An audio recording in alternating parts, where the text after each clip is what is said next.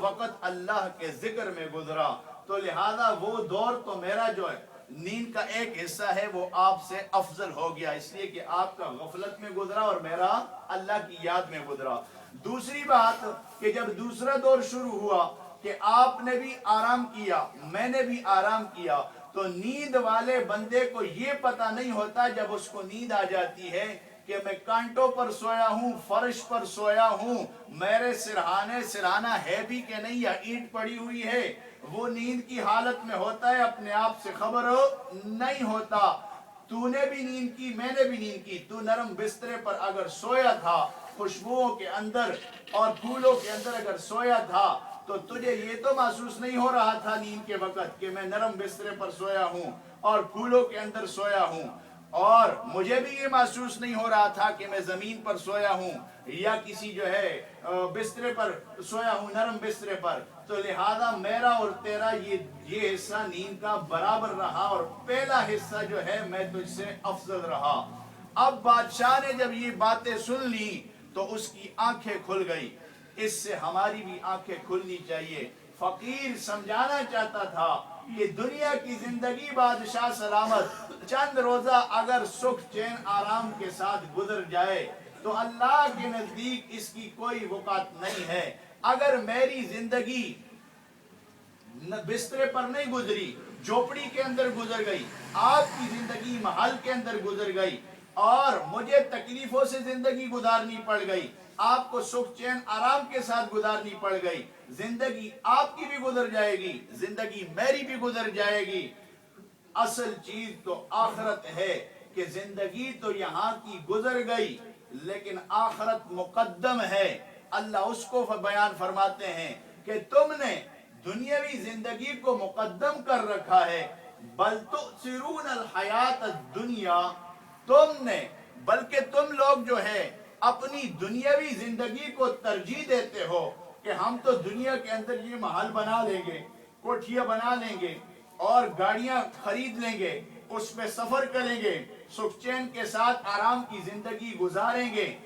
लेकिन अल्लाह फरमाते हैं ये दुनिया तुम्हारे लिए सुख चैन आराम की जगह उस वक्त बन सकती है जब इसको तुम मेरे जिक्र के अंदर जिंदगी को गुजारोगे, जब मेरा जिक्र करोगे। जिक्र से मुराद नमाज, जिक्र से मुराद हज, जिक्र से मुराद रोजा, जिक्र से मुराद नेक आमाल, ये सारे नेक आमाल तुम करोगे तो फिर तुम्हारे दिल को सुकून होगा। तुम्हारी जिंदगी अगर झोपड़ी में है तो तुम्हें महल नजर आएगा, अगर तुम जमीन पे सोए हो तुम्हें बादशाह का महल और बिस्तरा नजर आएगा। अगर बादशाह जिक्र के बगैर है उसके दिल को इत्मीनान नहीं होगा। वो अगर नरम बिस्तरे पर सोया है तो उसको कांटे नजर आएंगे और उसको तकलीफ होगी। तो फरमाया जो बंदा अल्लाह के जिक्र में मशगूल रहता है, अल्लाह के साथ अपना ताल्लुक जोड़ लेता है, अल्लाह रब्बुल इज्जत उसकी जिंदगी को सुख चैन और आराम वाली बना देते हैं। बल तुसिरून अल हयात दुनिया, तुमने आखिरत की जिंदगी को छोड़ बैठा, दुनियावी जिंदगी को तुमने तरजीह दे दी है। हालांकि वल आखिरतु खैरुम व अबका, आखिरत की जिंदगी जो है ये बहुत बेहतर है और पायदार है और बाकी रहने वाली है। आखिरत की जिंदगी हमेशा हमेशा रहने वाली है। उलमाए किराम फरमाते हैं कि सिर्फ ये आखिरत की जिंदगी जो है ये इंसानों पर नहीं आएगी, इसमें जिन्नात भी शामिल हैं और अल्लाह पाक उस दिन बदले दिलवाएगा कि अगर बगैर सींग वाली बकरी को सींग वाली बकरी ने भी मारा होगा, अल्लाह उसको भी क़यामत के दिन उठाएंगे और उससे बदला दिलवाएंगे। बदला दिलवा के फिर उन जानवरों को खत्म कर दिया जाएगा। लेकिन इंसान और जिन्नात के ऊपर तीन अदवार आते हैं।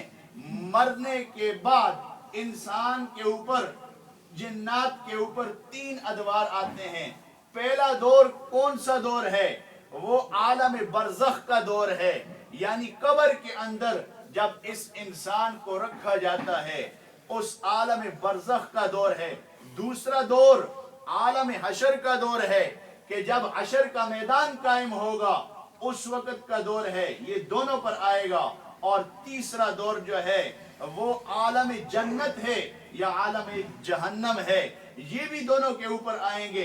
तो अल्लाह रब्बुल इज्जत कुरान करीम के अंदर ये इरशाद फरमा रहे हैं कि तुम उस जिंदगी के बारे में क्यों नहीं सोचते, वल आखिरतु खैरुन व अबका, कि आखिरत की जिंदगी तो बदरजहा बेहतर है और पायदार रहने वाली है। और सिर्फ ये नहीं कि मैं उम्मत मुहम्मदिया सल्लल्लाहु अलैहि वसल्लम को ये बताना चाह रहा हूं, बल्कि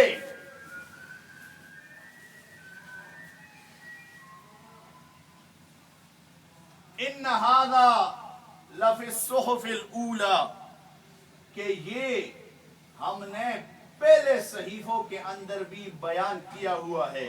जो पहले सहीफे हमने नाजिल किए हैं, पहली आसमानी किताबें जो हमने नाजिल की हैं, सुहुफ़े इब्राहीमा, इब्राहीम अलैहिस्सलाम के सहीफों के अंदर भी ये बात थी, व मूसा, और मूसा अलैहिस्सलाम की सहीफों के बारे के अंदर भी ये बात मौजूद थी कि तुम आखिरत की जिंदगी की फिक्र करो। दुनियावी जिंदगी मेरे दोस्तों एक दिन खत्म हो जाएगी। 60-70 साल की जिंदगी है, 100 साल की जिंदगी है, एक न एक दिन खत्म हो जाएगी। अगर इसमें हमने हराम की तरफ तवज्जो की, हलाल को छोड़ दिया, तो ये जिंदगी हमारे लिए खसारे वाली जिंदगी होगी।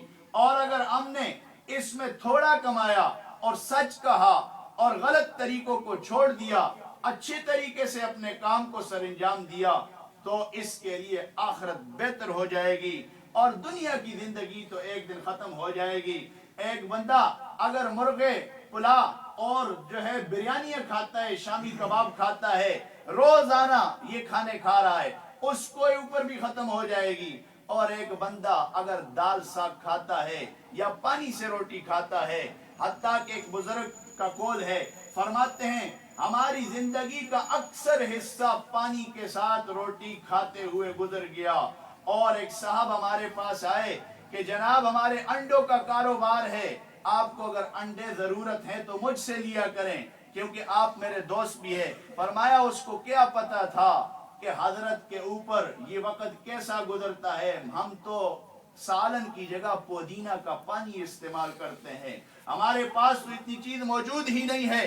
तो लिहाजा फरमाते आज करोड़ोंपति बन गया हूं, लेकिन वो वक्त मुझे अभी भी याद है कि उस वक्त मैं पुदीना के पानी से सारे घर वाले गुजारा करते थे।